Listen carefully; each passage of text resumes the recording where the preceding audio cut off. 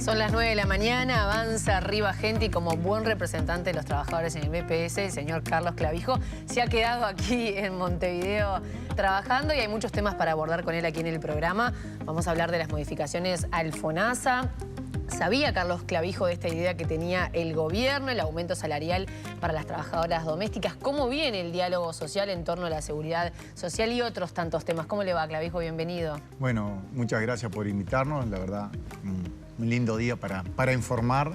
Esperemos que la gente esté del otro lado tratando de ponerle el pienso y ver cómo vamos a desarrollar este año, que va a ser bastante complejo. Bien. Y por eso nosotros nos quedamos aquí en Montevideo. Ahora vamos a hablar de esas complejidades, pero siempre que hablamos de trabajo, siempre que hablamos del bolsillo de la gente, obviamente hay mucho interés del otro lado. Pero quiero consultarle cómo recibió usted la noticia de estas modificaciones al FONASA, este anuncio que se dio previo a las vacaciones del presidente.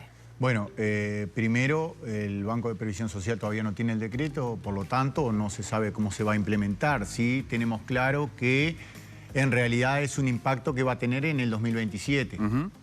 Porque estamos hablando de una forma de cálculo de lo que aporta cada trabajador por el Sistema Nacional Integrado de Salud, donde una vez al año, allí por septiembre, hay una devolución para aquellos y aquellas que se pasan de ese cálculo. Exacto. Que pasó de 4.773 pesos a 6.693. En realidad, nosotros siempre hemos planteado que cuando hay una contribución, para que sea una contribución igualitaria para todos, no debería de haber devoluciones del FONASA, porque en definitiva va relacionado a los salarios y por lo tanto debería devolver eso al sistema de salud o al sistema de seguridad social para darle prestaciones o mejor calidad en las prestaciones a todas y todos. Eso por un lado. Lo que nos preocupa, sí, es que nuevamente estamos viendo en los ingresos y no como venimos planteando desde el PCNT, desde nuestra representación, un impuesto o una tasa a las grandes ganancias. Ahí no se tocaría siempre en la parte salarial y eso es lo que nos preocuparía en este momento, de que el foco se pone siempre en los salarios y siempre en la deducción de los salarios y no en las ganancias que en los últimos años creció para muy pocos en el Uruguay. Entonces tiene una visión negativa, más allá de que no está todavía obviamente el contenido del decreto, tiene una visión negativa de esta decisión de la Administración Orsi. Sí, en realidad la visión va en línea de lo que nosotros planteamos, pero falta un paso más. Aquellos que más tienen, aquellos que generaron más riqueza, ¿no deberían de poner más en la sociedad para que la sociedad pueda vivir mejor?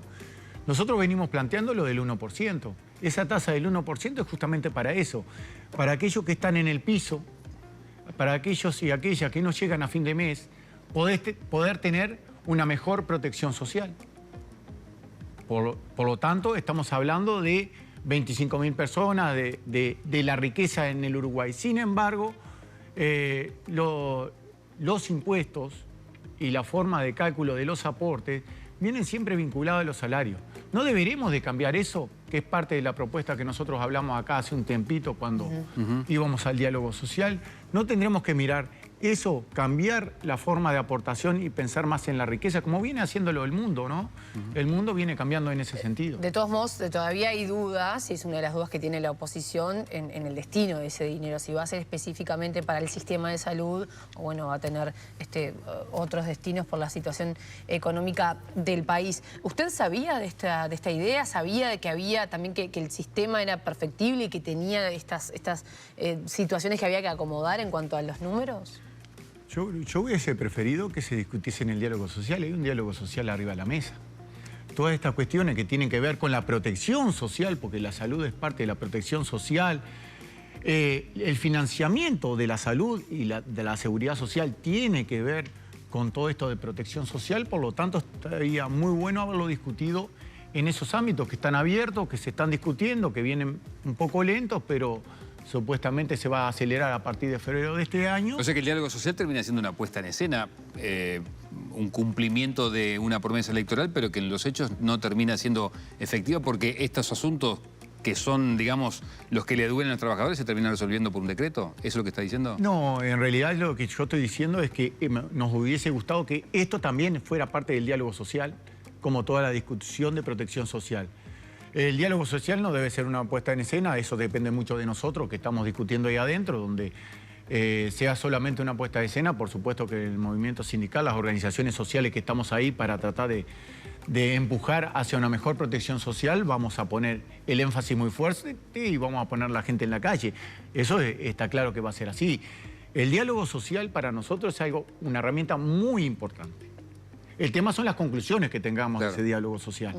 Y el tema es que se nos vayan escapando cosas, como por ejemplo esto, que podrían haber ido al diálogo social para discutir, porque nosotros lo primero que planteamos es cómo se va a financiar el sistema de seguridad social y la protección social en general. ¿Y cómo observa entonces que haya sido un decreto del presidente en una especie de silencio? Porque, bueno, nos enteramos cuando ya estaba consumado, no estaba la discusión política previamente.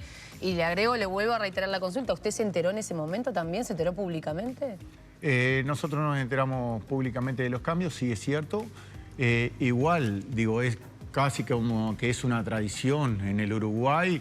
Yo recuerdo hace 5 años que más o menos pasó exactamente lo mismo con otra cuestión de que nos recortaron eso que nos devolvían las tarjetas del 2% y también se hizo a través de un decreto y no se sabe ni el fin a dónde fue. Esas prácticas para nosotros no son buenas en una sociedad democrática. Estaría bueno discutirlo y llegar a acuerdos, porque también está bueno, algo que tú decías recién, ¿para qué es el fin de esa plata? Si es para mejorar el sistema de salud, bienvenido sea, ya que el sistema de salud lamentablemente venía decreciendo en los últimos años, había problemas de medicamentos, que todo el mundo ya lo sabe cómo fue, faltas de pago y por lo tanto escasez de medicamentos, y eso se está mejorando. Para cambiar eso y para mejorar eso, bienvenido sea todos los cambios y las formas de contribuir para que eso suceda.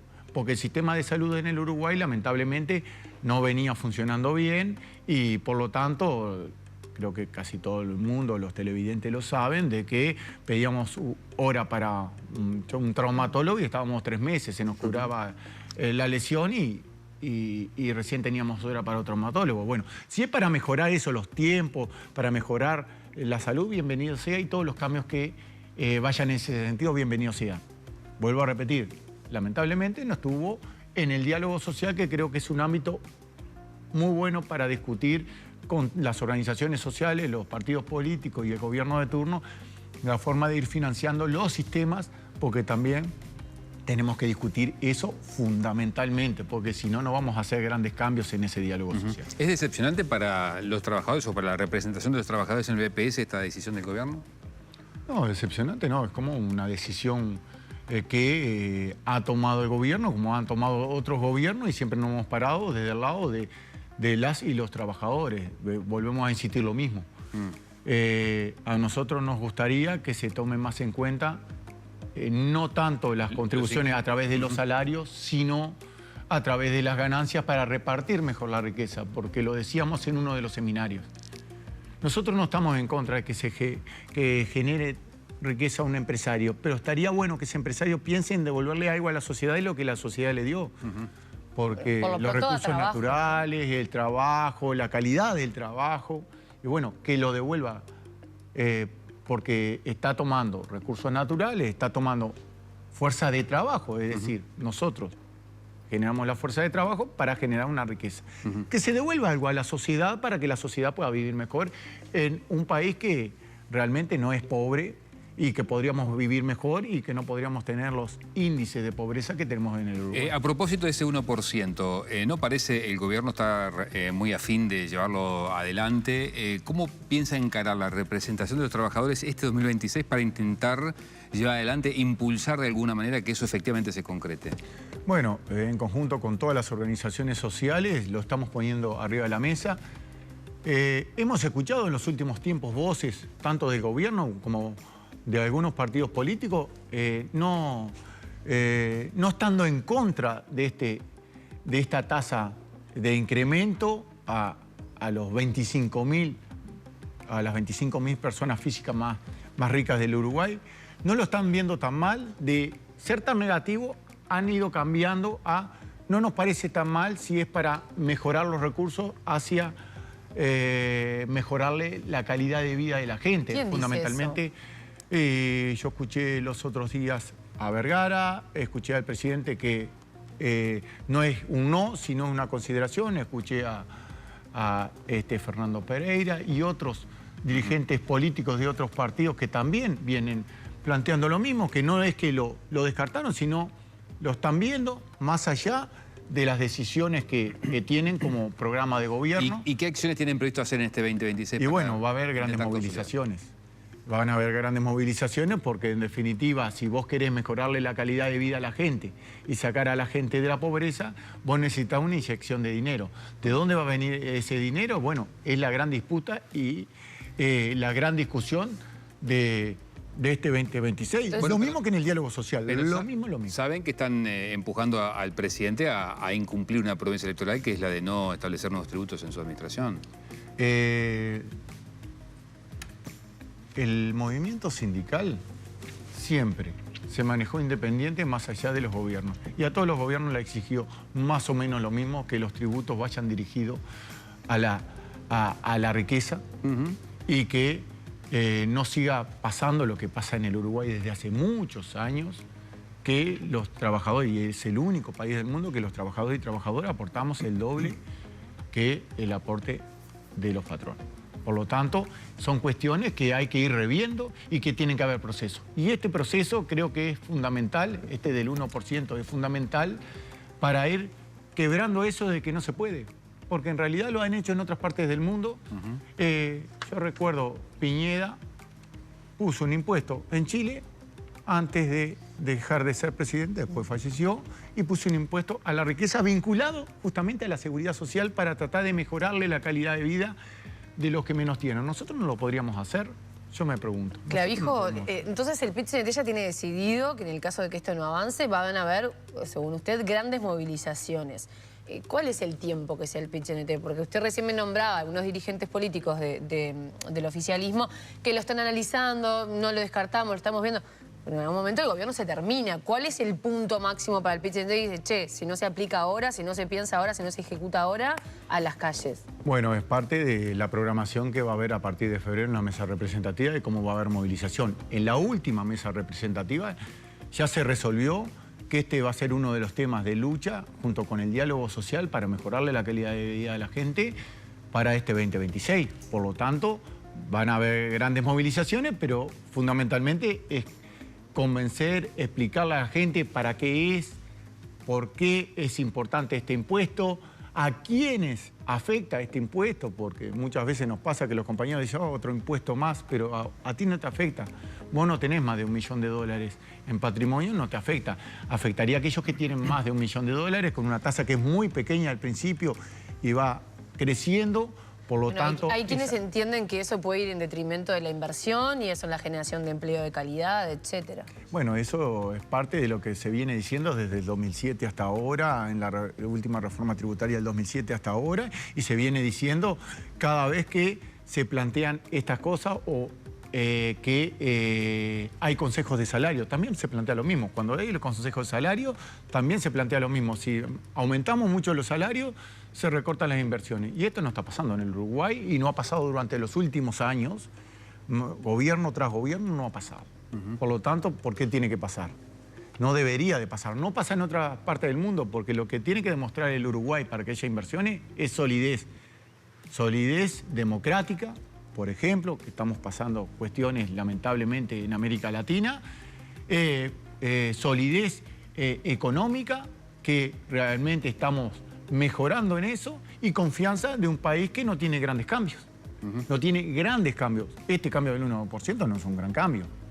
No es un gran cambio. Tampoco es la panacea y con esto resolvemos todo, pero hay que tratar de convencer a la gente de que esta es una buena medida y convencer a los partidos políticos y el gobierno de turno que es una buena medida para mejorarle la calidad de vida de la gente. Clavijo, estamos atravesando, vamos a cambiar de tema, arrancamos una temporada, todos coinciden en que ha sido o viene siendo muy buena en cuanto a números, pero también sucede cada tanto en estas buenas temporadas que proliferan la informalidad Safral de los trabajadores. ¿Ustedes tienen reporte? ¿Cómo está trabajando la representación de los trabajadores en el BPS en estos momentos, en estas semanas donde justamente hay mucho más trabajo Safral, pero en algunos casos irregulares, sobre todo en el este del país? Bueno, la representación de los trabajadores no solo hace un trabajo en estos momentos que crece la informalidad, sino lo hace a lo largo del año, recorriendo el país y hablando de la importancia que tiene estar registrado y registrada la seguridad social para vos poder tener todos los derechos y estar protegido por un sistema, que esto es muy importante. También en el diálogo social, uno de los planteos justamente es que ¿dónde cae la informalidad más grande?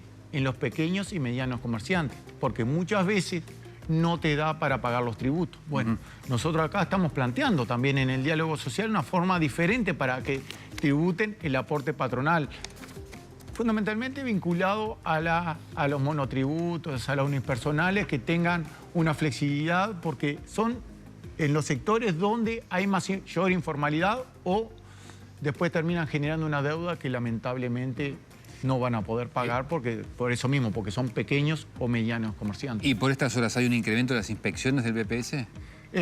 Como todos los años, más o menos las inspecciones son las mismas, Maldonado, Rocha, donde crece justamente la informalidad.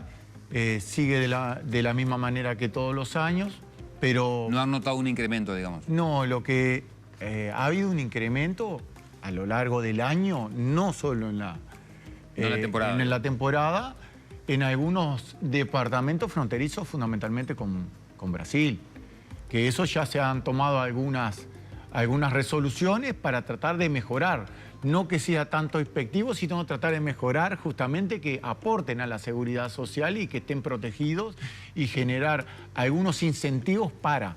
¿Ha aumentado la informalidad en la frontera con Brasil? En la frontera con Brasil, sí, los últimos años ha aumentado bastante.